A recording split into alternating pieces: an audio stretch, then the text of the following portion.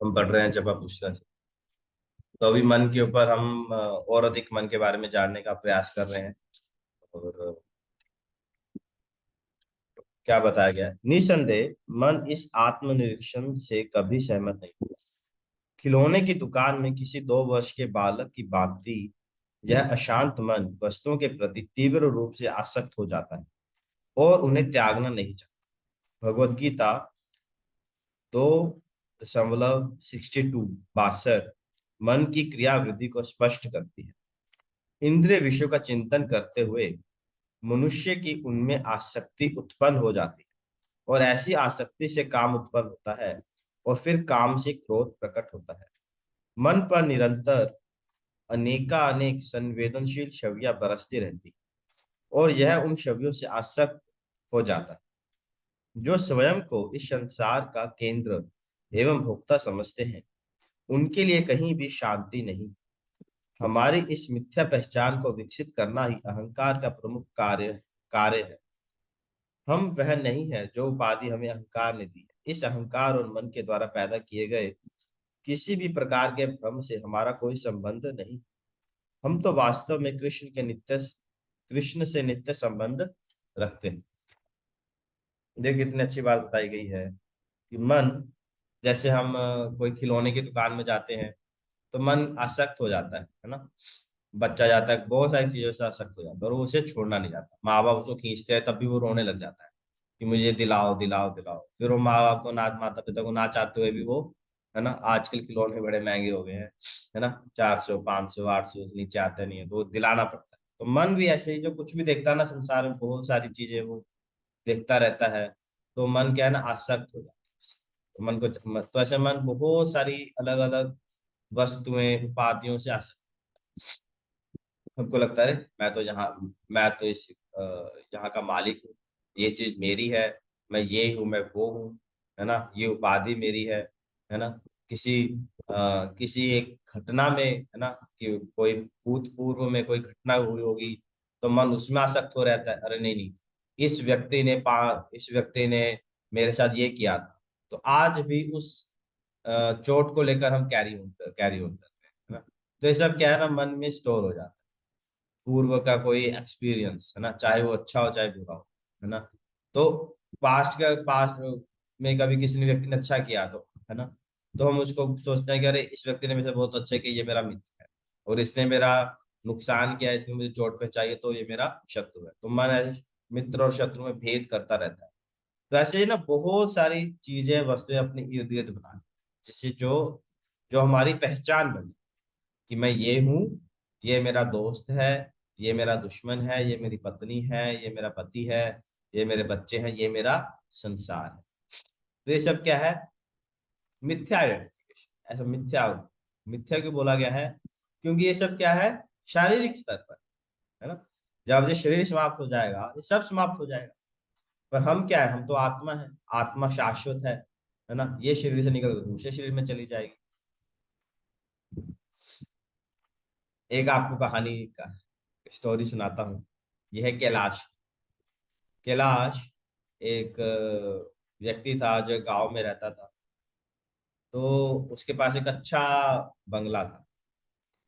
अच्छा बंगला था, बच्चे थे, उसके माता पिता थे। तो उसके पास एक दिन नारद मुनि जी घूमते रहते हैं, भ्रमण करते रहते हैं।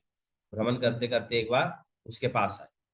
उन्होंने कैलाश को बोला कि हे कैलाश, तुम इतना व्यस्त रहते हो, तुम भगवान का नाम क्यों नहीं जप करते? तुम भगवान का नाम जप करो और मेरे साथ चलो, मैं तुम्हें भगवत धाम वैकुंठ ले जाऊंगा। इस संसार में तो कष्ट ही कष्ट। देखिए नारद मुनि खुद आ रहे हैं, तुम मेरे साथ कहाँ चलो, वैकुंठ चलो। तो वो कैलाश बोलता है कि नहीं नहीं, मेरे घर में बहुत काम है, मैं तो अभी जवान हूँ, मेरे बच्चों का भरण पोषण कौन करेगा, है ना, धन एकत्रित कौन करेगा, मेरे माता पिता की तबीयत खराब है, तो नहीं नहीं अभी नहीं मैं जा। तो वो प्रपोजल रिजेक्ट कर देता है, नारद मुनि जी चले जाते। फिर कुछ दशक वर्षों के बाद नारद मुनि जी पुनः आते हैं। अब कैलाश थोड़ा मिड 50s में पहुंच गया है, 40 50 की एज, है ना, बच्चे थोड़े बड़े हो गए हैं। और तो अभी नारद मुनि बोले, अब तो तुमने काफी धन एक अर्जित कर लिया है, बच्चे भी बड़े हो गए हैं, अब तो तुम चलो मेरे साथ, मैं तुम्हें वैकुंठ ले जाऊं।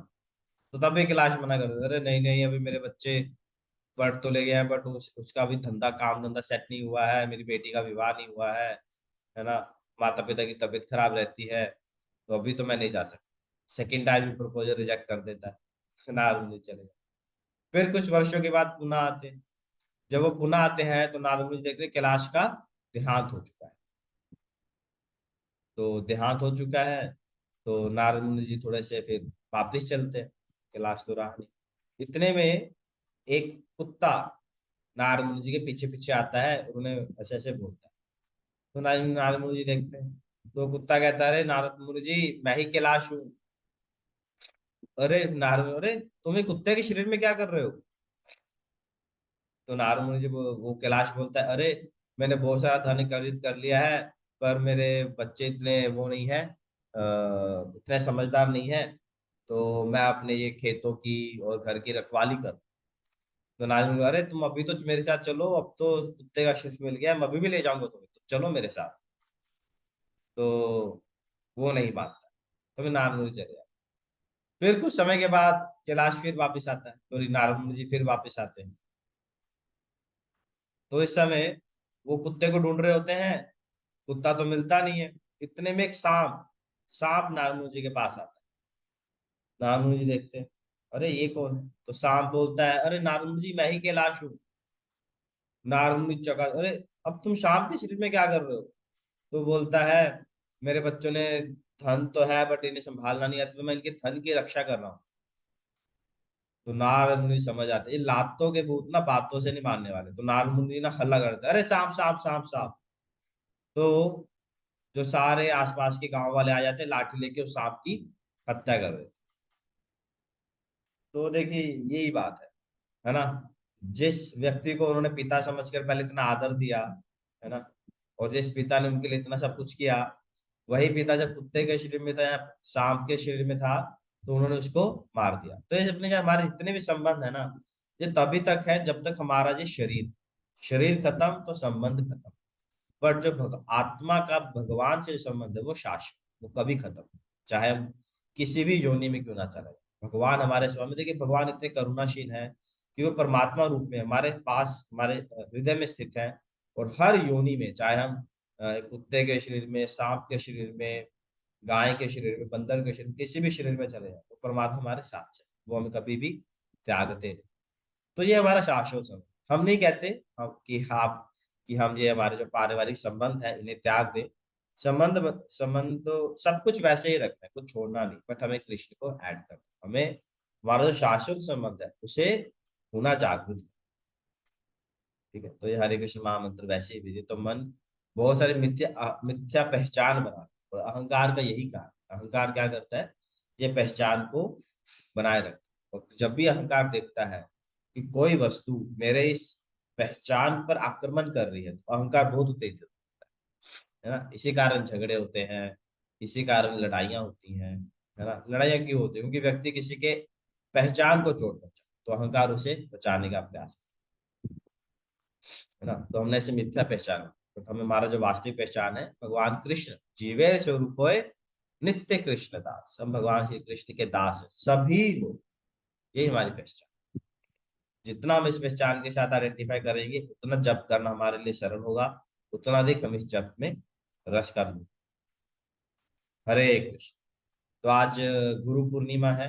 गुरु पूर्णिमा में गुरु का बहुत विशेष महत्व है, और इसके उपलक्ष्य में हमने एक बहुत ही विशेष क्लास रखी है जूम पर ही, जो 7 बजे शुरू होगी। अभी 6:50 हो गया है, 7 बजे शुरू होगी।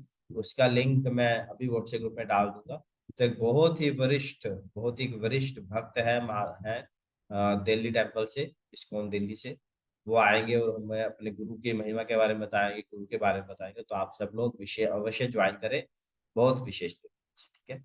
हरे कृष्ण, सबका बहुत बहुत धन्यवाद।